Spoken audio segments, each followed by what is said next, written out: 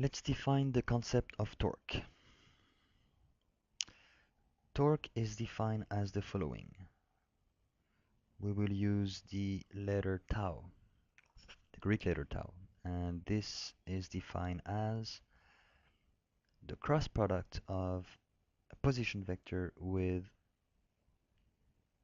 a force.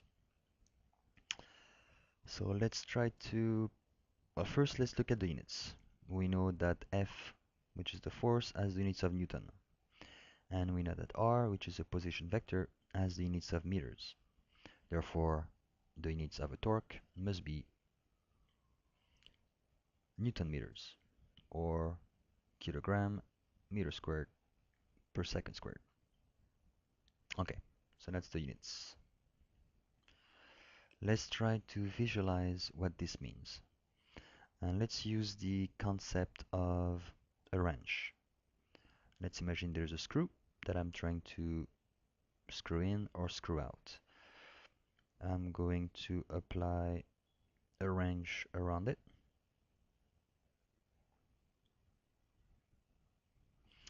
And let's say I would like to screw in. Therefore, I need to apply a counterclockwise rotation to my wrench. For me to be able to create this, which is what we call a torque, I need to apply a particular force. In this case, let's assume that I apply a force in this direction.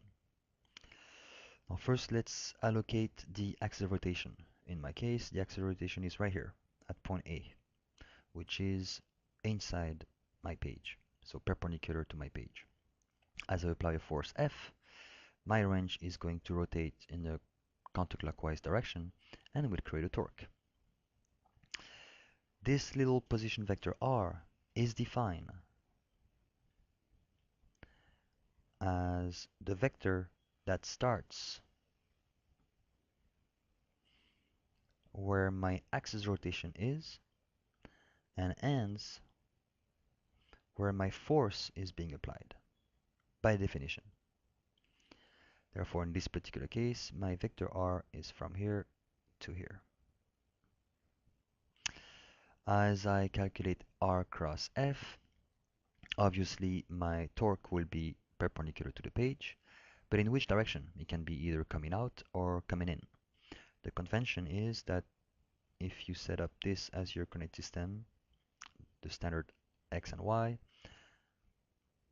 or counterclockwise direction will be the positive direction. So in this particular case, as I apply a force F, my wrench tends to rotate in a counterclockwise fashion, and therefore my torque will be positive. If I decide to apply a force in the other direction, then my wrench will tend to rotate clockwise, and therefore the sign of my torque will be negative, because then it becomes clockwise. So obviously the torque can have minimum and maximum value. And this is directly correlated to the properties of cross product. Obviously, if R is parallel to F, then my torque will be the zero vector, or no torque, which means that if I try to apply a force in this direction or in this direction along R, I'm not going to create any torque or any rotation, neither clockwise nor counterclockwise. Similarly, my torque will be zero if my F is zero. That's common sense. If I don't apply force, I'm not going to have any rotation. But the another important case is that my torque will be zero if R is zero, which means that if I apply my force F directly at my axis of rotation, in that particular case also, I'm not going to have any torque. So really there are three cases. One which is useless for us, which is if there is no force, obviously there is no torque. But the two interesting cases for which the torque is equal to zero is if either the position vector R is parallel to the direction of the force, or the force is directly applied at the axis of rotation. Now, obviously,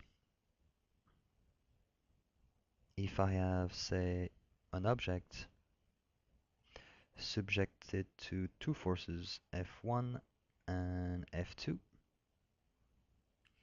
I need to know about which axis of rotation this bar rotates about. I know this axis of rotation, and let's say it's going to be somewhere around here, and the R1 or the torque created by F1 about this axis of rotation will be this one. Similarly, the torque created by F2 about this axis of rotation A will be this one. Now, if I would like to calculate the torque about a different point, and let's say point B, then obviously my vector R will be this one, R3. So it is clear that the torque defined as such always depends about which point you're calculating it from. So the first rule in using and trying to calculate the torque is first to decide about which point am I going to calculate this particular torque. And in this course, we will always have a fixed axis of rotation if there is a rotation or an angular acceleration. So in this case, it would be no-brainer.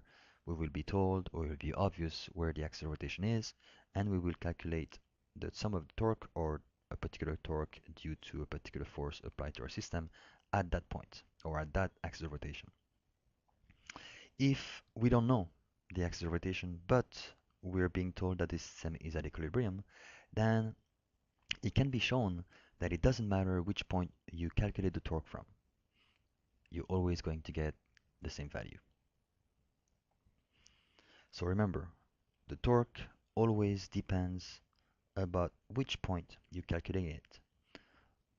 Again, if you calculate the torque about this point of a force applied here, it will be very different than if you calculate the torque about a different point, because the r vector will be different, therefore the angle will be different, and the overall results will obviously be different. The only case where it will not matter which point you can pick, and you will be free to pick any point, is when the system is at equilibrium, and therefore you can calculate the sum of all the torques created by all the forces about any point that you wish.